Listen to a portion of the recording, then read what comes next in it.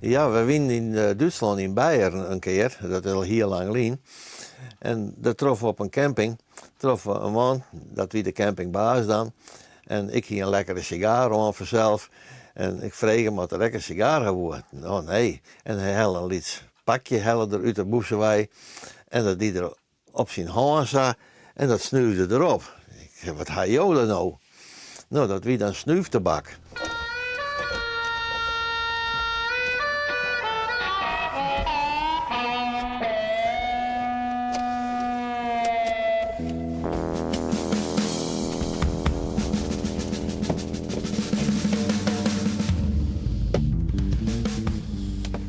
En dan ben daar ook nog 2 laden vol.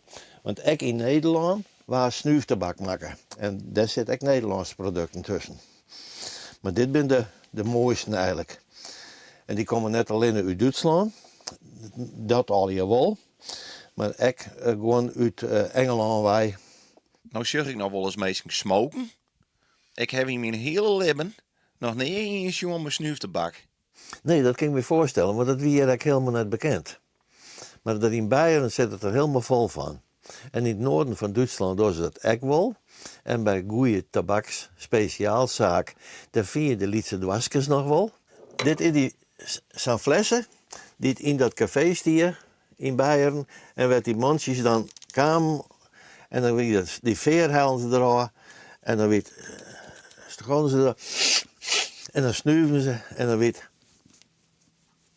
En de volgende die krijgt hetzelfde.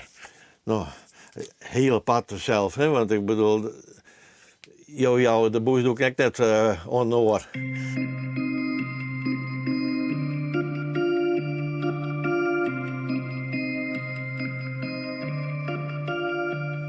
Hoe proot het? Kun je er wat over vertellen? Ten eerste, ik vergelijk het wel eens met een sigaar. Daar rook ik altijd even aan. Hoe roekt een sigaar? En dat in mijn snuiftabak precies hetzelfde. Maar, en nou, oh, wat een heerlijke geur.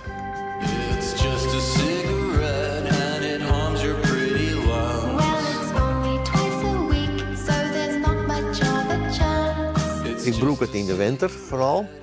En snuiftabak wordt echt broekt door de mensen in de skiwereld.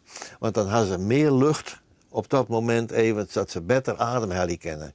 En als het dan een beetje verkouden best in de neus zit verstappen, dan is snuiftabak een ideaal middel daarvoor.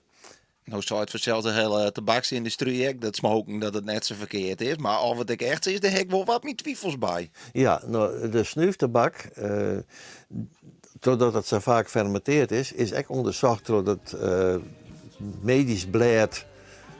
Ja, ik weet de naam even net. En die heb ik geconstateerd dat er zitten geen schadelijke stoffen in. It's just a cigarette. You'll be sorry that you did it. Honey, can you trust me when I want to stop? I can. Ik ga nog een hele verzameling sigaren. Ik ga er genoeg.